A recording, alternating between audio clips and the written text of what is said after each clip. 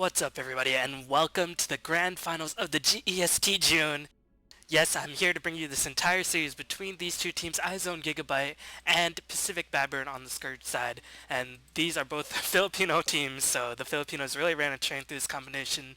Mineski, I do believe, did get third, or maybe it was MSI Evo GT. Nonetheless, I can't really think of any team that deserves to be in the grand finals more than Pacific.Badburn during this tournament. They have just shown so much improvement, so much poise, and just some overall really creative picks. I mean, we've seen them use a lot of Axe, Dazzle, picks like that, Shadow Fiends from time to time, Dragon Knights. So really interesting stuff shown by Pacific.Badburn, and I can't really blame them for getting this far into the tournament. They've really shown very composed, but they have to take on a bit of a veteran team in the iZone side. I think if you've watched Luna's channels, he did a lot of iZone games back in April or May. But that's all I really am familiar with in regards to them. If it was MSI Evo GT or if it was Mineski, I might give you a little bit more insight. But as far as iZone, I'm a little bit at a loss. So you're going to have to forgive me for that. Anyway, I'm going to be bringing you this entire series because it's been a week and I guess LD isn't going to actually cast that last match. So I think I'll just cast the entire series. So yeah, hopefully you'll stick with me and follow me on all the various places like Twitch and Facebook and YouTube, so you can keep up to date with what I'm doing next. And yeah, unfortunately I haven't been able to get as many Dota 1 commentaries as fast as possible, but after this series it will be 7 games from this entire tournament, which I think is pretty respectable. So enough of me jibber jabbering, let's get into the game. Yeah, a little bit, some of the reasons for my lapses, I've been working on some guides and stuff, guides plural, so you have to look forward to that in the very near future. And I know I keep saying that, but I promise it will be done. Anyway, got Badburn on the Scourge side. We have Inma playing that Xiaodun, such an awesome support player. Really plays a nice Mental Sphere and Omni Knight if you've seen the other games. The stand-in, I forget his name, but he is the stand-in. I think it's Nino or Nijo playing the Axe. Weaver being played by Biabas. Don playing the Baden, and Jutan playing the Queen of Pain. Now, Jutan usually plays a Solomon, but I guess he'll solo top with the Queen of Pain as the Pinoy love to do. And are we going to see a Solomon Axe? He definitely can handle himself very capably in the mid lane, and Pinoy's love to put melee heroes in the mid lane because they can just bottle crow it up and just really fill their mana, spam their spells that way. So Axe, if he's up against melee hero, shouldn't have too much problem, although bottle crow laning should be able to mitigate a lot of the damage that you can throw out through Battle Hunger. Anyway, on iZone we got YHN on the Templar Assassin. The Panda is being played by or Ven. Pole is playing the Winrar. Kel is playing the Rubik. And the last hero I cannot see at the moment. Hiding. Oh, there he is. And playing Sand King. Anyway, just in terms of the lineup, it's going to be pretty difficult to kill the Badburn side, but they don't really have too much burst damage. They have a lot of survivability. Weaver, of course, needs so many items, but he's pretty survivable as a tank. Shadow Demon, not a very burst-heavy hero. Meanwhile, on the side of the iZone side, they definitely have a lot more burst damage, and when Panda pops his ultimate, a lot of squishies on the Badburn side really have to take notice. Of course, the Baden and Axe won't really have to worry about that, and the Baden can protect his allies. Queen of Pain, pretty mobile, but it's really going to depend on how fast these heroes really farm up, how fast Axe can get, maybe a fast Blink Dagger, maybe go for a Lothar's Edge for other initiation, I'm not too sure, but we have seen Axe a decent number of times. I guess he's the new trend with Kunkka in the Southeast Asian Dota 1 scene. And by the way, after these 3 matches, because this is the best out of 3, and it actually did go the full length, so just spoiler right there, my bad, but after these 3 matches, please email me at bballin773@gmail.com with games you want me to come in the future. And if it's Dota 2, I really need to get the replay files, so that might be a little bit more difficult.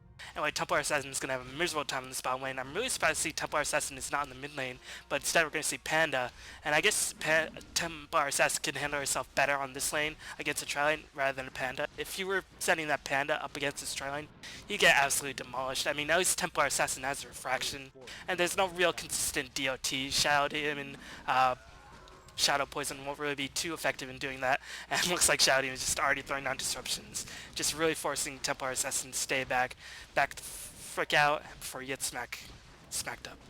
Anyway, Mid lane, it's going to be a bit of a different tale. Axe probably won't go for a bottle. Maybe he will just spam Battle Hunger a bit more. He's picked up the one level of counter hooks, very standard. If he runs at you and you're a melee hero, you can't really do too much to counteract it until you pick up some regen. And unfortunately, he picked up the Magic Wand and 6 Tango, so he's out of starting gold. So it's really going to come down to his last sitting. Meanwhile, Templar Assassin, very low HP.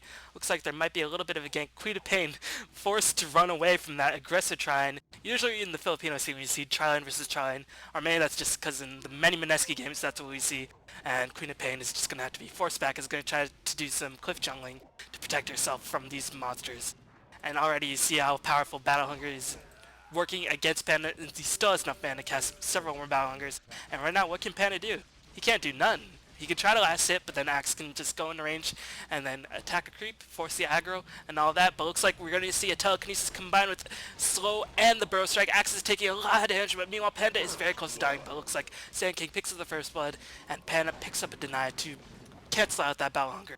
Meanwhile, on the bot lane, looks like Swarm is going to tick in, trying to destroy all the refraction charges, and a couple more hits by the Weaver. Managed to get the last hit, so 1-for-1, getting the trade. And that's going to be good for the Weaver, because he needs a lot of experience, but overall that definitely favors the Panda, because he definitely reaches his peak much faster. He can be much more dangerous early on, compared to a Weaver who can't really do too much until he gets several items, including tanky items, damage items, and all that stuff. Meanwhile, Queen of Pain has, unfortunately, even after that two-man gank on the mid lane for the Panda, has not been able to pick up 2 levels, barely even level 2, so she's forced to run away. So nice job giving this lane free farm to the winner. We'll see what she picks up. Usually when you give a winner this much free farm, she might go for a bigger item early on rather than the standard phase boots for staff mechanism. But there's a reason why that build is standard. It's because it works. And winner is such an adaptable hero that you can pretty much make any item build work on her. But usually if you get her enough free farm, and if she's not pushing the lane too aggressively, she has picked up a Ring of Bacillus, and she hasn't turned the armor on. Oh, it looks like she's just turned on, so she's going to try to apply some pressure on the tower now that Queen of Pain has been forced out of the lane. And it looks like Queen of Pain is going to migrate to the bottom lane to try to get a gank on this Templar Assassin. 4 euros, whereas Templar Assassin, no, Queen of Pain is just going to do some pseudo choke point jungling, just tree jungling up in the Sentinel Woods. A little bit curious. You know, Templar Assassin is fared much better than TA. She has died, but still she has picked up experience, which is all that really matters. Can she meld? Will she be able to get the meld off? No, here comes a death coil. Was there no meld? No, Sentry Ward being popped by Inma. So I guess Templar Assassin knew it, maybe counted the Sentry Wards in the beginning of the game by the Shadow Demon and noticed that he was missing it, so he didn't even bother to meld. So nicely done by Inma, always keeping Sentry Wards. Just really, really showing his dominance as a support player. He's definitely impressed me the most out of any player during this GEST main tournament. GEST June, derp. You know, Axe 21-4, Panda 19-1. Panda had help for the first blood, but now he's forced to Battle Crow. Battle Hunger just does too much damage, and you can see he's miserable at this point in the game. He's going to have to Thunderclap for some crease, but as he did that, he took more damage from the counter hooks. So you can't really underestimate any of the damage that Axe pumps out. You know, Axe has not picked up a bottle, has he? He has picked up a bottle, so he's battle crowing. Always keeping his mana up to spam even more Battle Hungers, just pissing Panda the heck off.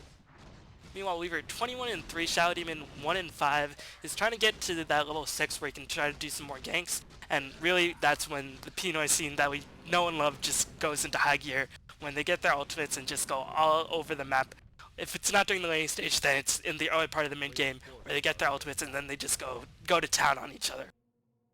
Meanwhile, winner picked up those phase boots, and Queen of Pain level 3, really not having too much fun in that lane whatsoever. Templar Assassin level 4, but 0-2. So overall, Queen of Pain is definitely very better now because she hasn't died twice. Obvious statement is obvious. Panda, fortunately, has picked up level 6, so Axe can't spam too much. Or he can continue to spam, maybe bait out the primal split, but it looks like he's going to back up, refill the bottle. Yep. Picked up the boots as well, so he might go in for the offensive on the Panda. He's going to cast Battle Hunger, and Panda does not have enough. He does have enough mana for the Primal Split, so Axe can't kill him, but he can just certainly piss them the heck off. Here comes the Primal Split, going to escape the wrath of the Calling Blade. But hey, Panda Ultimate 150, 160 second cooldown, I think, at that level. And meanwhile, Axe can just go to town, but it looks like he's going to pay for it with his life. That ultimate just does so much damage to one hero. It really helps when you have more than one hero on the other side. And Weaver's picked up a tower kill, so it's 2-2. But the tower advantage is going in favor of the Badburn, but looks like iZone, they know that Badburn has a better late game in the form of the Axe and the Weaver, so they're just going to go aggressive, taking advantage of the Queen of Pain's lack of farm. Looks nice denied by Jutan, really timing that nicely, and a little bit of a misplay by Rubik, just trying to draw the creep wave back instead of just sticking around and get that one last auto attack. Maybe you wanted Winner to get that, but still, it's better for your team to have it than to have it denied. Axe unfortunately has died twice, so he's not battle hungering as much as he used to. He's not hungering for so many values, he just wants to go to his creeps, cut them down with his axe, and just, yeah. I mean, Axe is the perfect Scourge hero, just owning those trees with his giant axe. How many times can I say the word? Is that actually an axe, or is that like a halberd? It's a pretty pimp axe nonetheless. Meanwhile, Templar Assassin has just been the casualty of all this aggression, and iZone, they picked up 2 towers and they hurt down the axe, but meanwhile it looks like we're going to see the Battle Hunger. Here comes the Sand King with the Barrel Strike. Telekinesis is going to be cast on the Shadow Demon.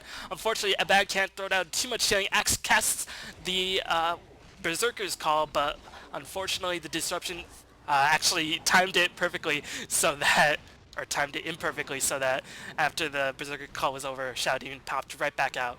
So it's 3-3, both teams pretty even, and right now, iZone, they look like they want to go the offensive, even though they do not have the Panda ultimate. Here comes the Photic Shield, and Panda's forced to retreat. He has Magic Wand up for full stocks. You might have to pop it very soon, otherwise Axe will get the Culling Blade off. Yep, he pops Magic Wand, nicely done.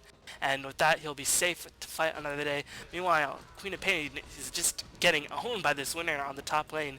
She doesn't even have a bottle or anything like that, but she's just keeping it back with her superior attack animation, her superior base hand, and just her overall level advantage.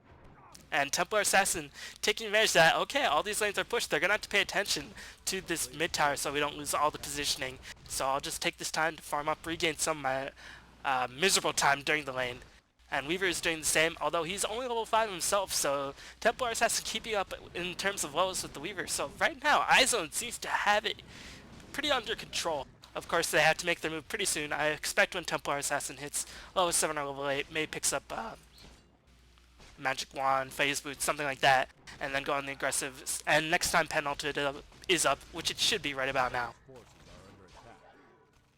As we see, Sand King, level 4, has picked up the boots and the salve. He's not going to be able to pick up the Blink Dagger anytime soon unless they get all of these tier towers in a matter of moments. And Weaver, 44 and 8, lasting quite nicely, has picked up the Ultimate Orb, so he's going to go for the very standard Lincoln Sphere Weaver. Just my personal opinion, I'm not the biggest fan on Lincoln Sphere, I certainly understand it, but I mean, Weaver spells don't cost too much mana. Swarm has a pretty long cooldown, as we're going to see a little bit of engagement. No, it's just the Sand King illusions. Why minimap? Why must you troll me so hard in this game? It's better to pay too much attention to the minimap rather than no attention at all. Anyway, I'm not really the biggest fan of Lincoln Sphere on Weaver, especially in this game. I mean, it'll protect you against Shackle Shot, Burrow Strike, some if it's targeted on you, and some of Templar Assassin's right-click damage. Not Templar Assassin, Rubik, Telekinesis, and Fade Bolt if it's cast on him. But I mean, in terms of survivability, if you just pick up a Vanguard, it's much cheaper, and you don't really need too much mana. Swarm has a pretty long cooldown. Time Lapse, pretty low mana cost, and a pretty long cooldown until you get to the late game, then the mana cost becomes non-existent. As you see, Axe caught in the midst of the jungle, might be surrounded on all sides. Here comes the Queen of Pain coming in for the reinforcement. Power Split being casted, but let's see if the iZone team can reinforce. The spell casted as well, Dispelling Cyclone. Sand King comes in with the Burrow Strike, and now Axe is going to be telekinesed up into the air. Abaddon is there to reinforce, but unfortunately this early in the game, Abaddon can't really do too much. He has no items, just playing super hardcore support at this point in the game, which is pretty much all he can do, and this is one of the flaws with Abaddon. He can't really do too much damage. He's a decent chaser, but you really want to get his heals max before you get anything else. If you put him in Trial, I mean, he's not going to get those levels. But yeah, Weaver is going to finish that Lincoln Sphere relatively soon. He's going to be able to pick up the Void Stone in about 100 gold, and then Lincoln Sphere in 1350 gold after that. Meanwhile, Panda is going to have to come in with a clap, and he gets Battle Cried.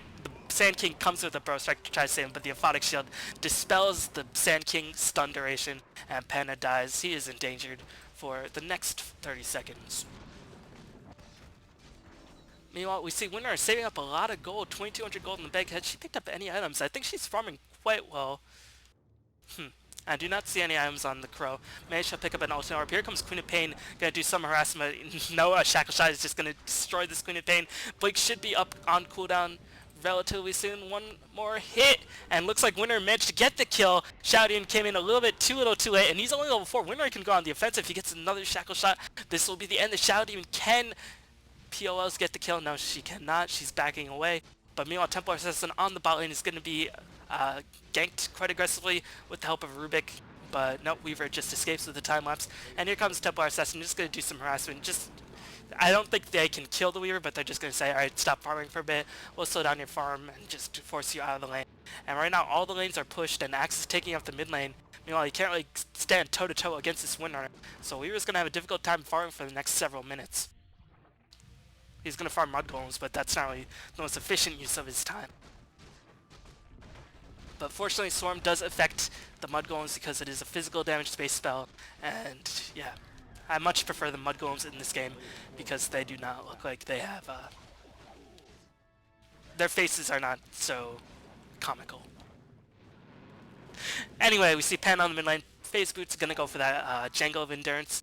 Meanwhile, Sand King has picked up the Arcane Boot, so he's doing okay. Still not level 6, so the Epicenter, I don't think it would make too much difference anyway. A Vandal can nullify a lot of that damage. But still, you just want to get levels. You would want to gank more effectively as a Sand King. And once you do that, you're pretty much set for the game in order for iZone to win. iZone, they have good team fight. They have good ganking. They have good survivability. Only to a certain point. Only until about 30 minutes. And then Weaver's just going to become a big problem. One of the biggest downfalls of the Panda Ultimate, like one of the very few downfalls of the Panda Ultimate, is that in the mid to late game, around 30 to 40 minutes, you can just kill the pandas. You can sort of ignore it. You have the BKBs to time out some of the panda durations, and during the BKB you can just right click down the pandas, force them away.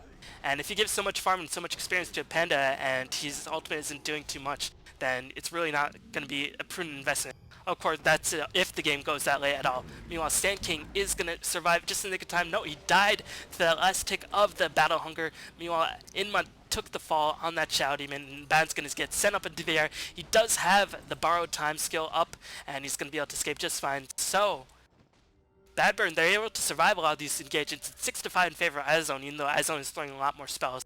But keep in mind, iZone, they have a much more powerful mid-game carry in the form of Templar Assassin. And they're really fighting 4v5, and a lot of these times they don't even have the Sand King ultimate, they don't even have Spell Steal up on the Rubik, and looks like Dark Green is going to teleport in. Here comes the Queen of Pain. Unfortunately, Shackle Shot does not latch onto anybody. Can she get a Shadow Strike off? No, I don't think she will. She gets the Scream of Pain off. She's been loving that instead of the Shadow Strike, just to provide a little bit more AoE burst damage, because like I said earlier, burst damage is really what Badburn is lacking. You know, let's see what Winner picked up with all the gold. Picked up a finished mechanism, so a very safe, very standard build. And it's going to provide a lot of mid-game healing, give those creeps armor when they decide to push into the tower, just force the axe away. But meanwhile, Panda's going to get completely nuked down. Unfortunately, did that Sonic Wave whiff? It hit, I think, and Panda might die to the Ballinger. It just does so much damage, 625 damage over the full duration. A couple more ticks. Oh, he pops the Magic Wand in the nick of time, and he'll be able to survive that. Meanwhile, Rubik's going to be forced back once more. And looks like they might get a gank up on the Weaver on the bot lane. Lincoln Sphere is not yet finished. Meanwhile, Templar Assassin slowly but surely going towards that Blink Dagger. And when she picks up the Blink Dagger, she just has so much map control. And really, against... well, I mean... Badburn heroes are pretty difficult to gank. They have a lot of survivability. They have Blink, they have mobility. But still, in long out engagements, they don't have enough burst damage. They don't really have... prolonged teamfight AoE ultimates, so they might be a little bit lacking in that department. In the meanwhile, Sand King is going to try to pick up some farm on the bot lane, just going to burrow strike, try to pick up that level 6, still a level 5 Sand King this late in the game. Pretty unusual to see, has really picked up that level 6 either. No, not level 6 either. Meanwhile, levels are definitely going in favor of Badburn, aside from the Windrunner and the Panda. Only the Shadow Demon has yet to hit level 6. So overall, the levels are pretty wonky. 15 minutes in the game. You expect everybody to be at least level 6, and heroes to be higher level than they are, but it looks like both teams are playing it cautiously, which is what you expect in the finals of a tournament. Even if it is an online tournament, you still want both teams to play safe, play to the best of their ability, don't go too aggressive, because it's always say, alright, we can correct our non-aggressiveness or we can correct our passivity by going more aggressive. But it's difficult to say, okay, we should tone down our playstyle being super aggressive by playing more passive. I know that sounds weird, but that's usually how it goes. Aggressive players have a more difficult time toning down their aggressiveness rather than passive players have of going on the aggressive, offensive, whatever. Templar Assassin, Weaver's forced to teleport up to the top lane, has finished the Linked Sphere, and now he's going to have to pick up the Magic Wand and Treads, and then he'll start building towards damage. Maybe he'll just skip the boots altogether. We often seen Weaver do that in the past. Sand King has picked up the level 6, and looks like iZone, they want to get some pressure on this mid tower, as well as the bottom tower. And Sand King is level 6. Unfortunately, Shadow Demon is not yet level 6. Queen of Pain cannot throw out too much damage. She's pretty squishy herself, so she'll die in a couple of nukes. Meanwhile, here comes the Battle Hunger being casted by the Rubik, just annoying the heck out of the Queen of Pain. It's not like Queen of Pain can just blink into last hit those creeps, and therein lies the problem as we see a beautiful shackle shot. A nice disruption by Inma, gonna save the Queen of Pain for now, but another Battle Hunger is gonna prove the last. Here comes the Sonic Wave just to kill a creep, but unfortunately the power shot comes in nicely calculated by iZone. Epicenter gonna come in, try to kill the Shadow Demon. Unfortunately, the Aphotic Shield and the Death Coil could not save the life, and Baden's Aphotic Shield has been used, but here comes Axe, gonna go reinforce. He gets Burrow Strike, the Aphotic Shield does pop, and then Baden takes the fall as well. And meanwhile, Axe is just being kited all over the place. Weaver, you should probably be helping out your allies, even though in this case there's not really too much Weaver could do. He's better off served farming, which is what he's doing actually. And 4-0 in favor of iZone. They are taking control of this game. And Weaver is just really an item dependent carry. He relies too much on items oftentimes. And right now you're seeing the problem playing 4v5 for so long. He's not like a Spectre who has a global ultimate and is innately tanky. I mean, Weaver, his strength is just being insanely mobile and being insanely survivable and just being insanely annoying to deal with. But he just needs so many items in order to start ramping up. And that's why we've seen Weaver just drop off the face of the earth in both Dota 1 and in Dota 2. So a pretty risky pick by Badburn, considering that the iZone squad decided to go for such a mid-game lineup. But it's easy to see why the Penalize like Weaver. He's mobile, he can play both aggressive and passive, and unfortunately right now the passive play is not proving to be too effective.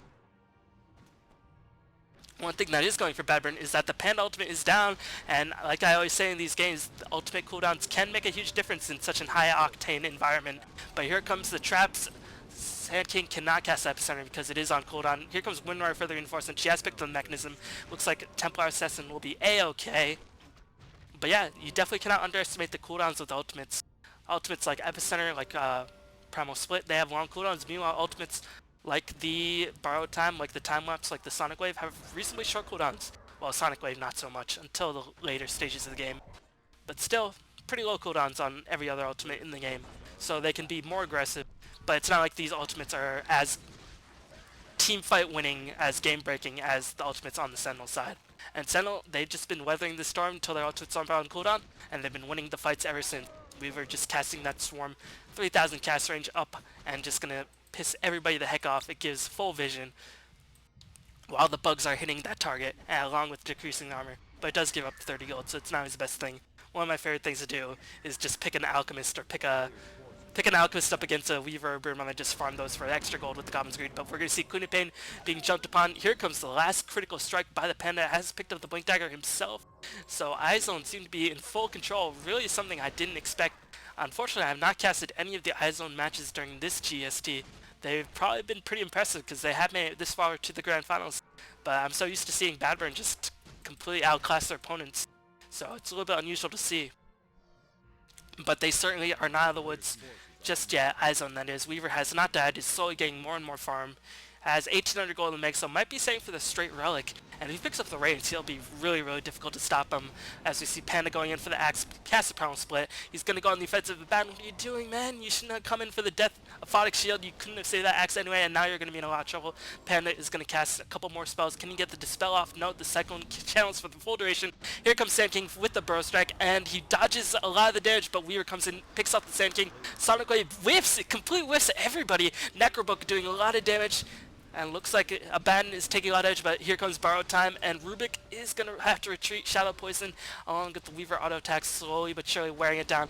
But overall, 2 for 1, trading a Sand King for the Axe and the Queen of Pain. Certainly a kill that iZone will take, and they have the map control to take this tier 2 tower because Abaddon's ultimate is on cooldown, and looks like nicely done by Dawn, killing himself with the death coil, one of the few skills that can self-deny, and Weaver just cannot match up with the Templar Assassin in this point in the game. Templar Assassin just throws out too much damage, and she's picked up Blink Dagger and a Mithril Hammer during all that, so she's going for a very fast Desolator. Such a strong mid-game DPS item, and such an underrated one because it does give you that minus armor towards towers. So there's very few items that can give you as much damage as a Desolator in the mid-game, just to take down towers and just give you so much damage versus heroes. Keep in mind, minus armor affects everybody on your team, so all their attacks do more damage. But it looks like iZone is just going to back up, wait for their ultimates to be casted once more. Sand King ultimate will be up in 10 seconds, just checking out the creep skills on both sides. It's clear to see Weaver actually is not leading the farm. Panda is. Unfortunately, Panda's only died once to that gank in the mid lane, and Weaver has not died at all, but Panda is out farming the Weaver, has picked up the Staff of Wizardry, might be for a staff, might be for an Aghanim Scepter later on. It's probably most likely going to be for a 4-stat to help them chase a bit harder, because, like I said earlier, the Pacific.Badburn side have a mixture of mobility and survivability, so 4-staff will definitely be more effective in their mid-game based teamfight lineup. And looks like Necrobook level 2 is the item choice for the Panda. We actually see how Necrobook being popped by, I think, the Windrunner in that last engage. Yep, Necrobook level 2, and we're seeing definitely a rise of Necrobooks in the last tournament. One of the games, I think Lydian Dreams versus Tinu Dota, the upstart Vietnamese team that have really taken place. We saw a lot of Necrobooks in those games, so maybe it's just an item that the Pinoys really like to use because it gives you a lot of pushing power. And I always say, as long as you get it early on, Necrobook just becomes a deadly force. Unfortunately, if you get it very late, and if you don't get mass Necrobooks, then it just becomes sort of free gold. If you're not fighting an Invis hero, of course. And fortunately for them, they are fighting a Weaver who gets countered by Necrobook quite nicely. It's not like a Dust or Sentry Wards, which are stationary or can be dispelled by time lapse. Necrobooks you can follow around, and you can still outrun them, but still, they do have decent move speed because of that movement speed aura. Meanwhile, iZone is going to provide some pressure to this tier 2 tower, and with that, a lot of the map control will go in advantage towards iZone, but it looks like Panda and Rubik are just going to drive back 3 of the Badburn heroes by themselves, while their teammates are just going to pick off the tower very easily. So nice play by iZone thus far. Meanwhile, Axe is just going to continue to get Battle Hungered. Unfortunately, the Fox Shield was casted after the Battle Hunger, so it did not get dispelled. Axe has a Vanguard, is pretty techy with the Vanguard phase boots. Unfortunately, no, and he has the bottle, so he didn't need to pick up the arcane boots. But other than that, he's their only frontline take, along with the Batten, and the Batten doesn't do any damage whatsoever. It seems to me that Batten is just not a very useful support hero. I mean, he's melee, he needs a lot of levels, he doesn't have a reliable stun, and although we see Pinoy's pick him up time to time, he just doesn't seem to provide too much worth. Maybe you guys can correct me on what his usefulness role is in these games. I mean, I've seen them often in the replay parses, but I've not seen too many abandoned games actually. As we're going to see a Blink Epicenter going to be casted on the Weaver. Linked Sphere dispelling the initial Drunken Haze of the Panda, and here comes Axe, going to get casted, going to get bursted down by the Templar Assassin along with the Panda ultimates, and the Batten is going to be sent up in the air for so long, and there goes a lot of the effective HP of the Axe in the form of the Aphotic Shield. Unfortunately, a Batten is driven back, 6-second Cyclone casted once more. So annoying. And meanwhile, Abaddon is going to get Borrow timed up. One more hit if Templar Assassin can get the snipe off. Can they disable a dagger? No, it looks like the purple managed to pick up the last hit. The stand-in managed to pick up the Sand King, but still iZone is on the full offensive. Badburn is going to have to retreat. Weaver has no damage, has not picked up treads, was going for that fast relic indeed, and now we're going to see Panda receive a lot of damage. Winner still has a mechanism of full charges on that magic wand, so she can stay in the battle for quite a bit longer. How far is Weaver to that relic? He has the money for the relic. If he dies now, he's going to lose a lot of that. Will he die? Oh my god, he does die. A huge blow, but he still has the relic money, but relic won't help you if you're dead for the next 50 seconds. And he certainly does not want to buy back, so he loses that relic money and leaves him open towards ganks. So it looks like this racks are going to fall, and Badburn just getting completely outplayed in this game. I think outpick was probably the biggest reason in this case, because they played reasonably well. But looks like Axe is going to be the next one to fall. Desolator on Templar Assassin just doing so much damage. Minus armor at this point in the game is just so effective. So iZone just walking all over Badburn in the opening game of the series. And can Badburn weather the storm? If we were revised, if he picks up the relic, he could still do nothing because, yeah, it's just a relic. It's not full on Radiant. So I expect this next tier 3 tower to fall and the next set of racks, and I think iZone can just stay in here. I mean, their ultimates will be cooling down relatively soon. Sand King ultimate almost cooled down, and Pen ultimate will be up in the next 40 seconds. So I think if they can just stay here, kill this last racks pretty much uncontested, I'm not really too sure how Badburn can stop them. Maybe if the Bandas get cycloned twice for 12 seconds, they can try to provide a lot of heals. As a save is called, it looks like Sand King goes in with the Burrow Strike, Panda comes in with the clap, focusing a lot of their damage on the Band. Definitely the wrong choice, but they force him to use his borrow time as iZone is retreating. It'll be up in the next 60 seconds. Now it looks like iZone, they do not want to go for the kill. They just want to play it safe, protect their lanes, secure their advantage, and just receive all their items that they already picked up. May go for the Roshan and then take the game from there. They know that they're not in too much of a hurry. Necro 3 being picked up by the Panda. Necro 3 is going to be on the way for the Windrunner as well. So iZone just looking so impressive in this opening game. And I think it's coming down to the picks. Unfortunately, we did not have the Captain's Vote information. This is an AP remake, so there was probably some lag during this. But I think we can guess in the bands. Probably Batrider, Naga. Queen of Pain and Templar were not banned. Maybe a Dragon Knight was thrown in there somewhere. Ancient Apparition, most likely, Earthshaker, very common tri-lane heroes. So yeah, we can sort of guess the bans, but unfortunately the Badburn picks were just definitely not up to snuff. And we can just see how much damage Templar Assassin does to that Roshan.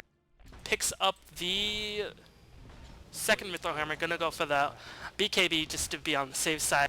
I mean, there's other skills that go through BKB, as Sand King is just gonna scare away this Weaver. Weaver time lapses in the midst of all that, and he cannot get out, he cannot pass.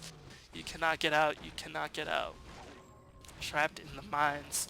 GG being called by Inma, realizing they have no chance in the game for the comeback, as game 1 goes convincingly to iZone. Very surprising for me, considering Badburn has just looked so dominating. But maybe that's just because I haven't casted any iZone games. Maybe iZone was looking equally or even more so dominating. But I will be back for the next game very, very soon. So stay tuned, and thank you all for watching, and have a fantastic night.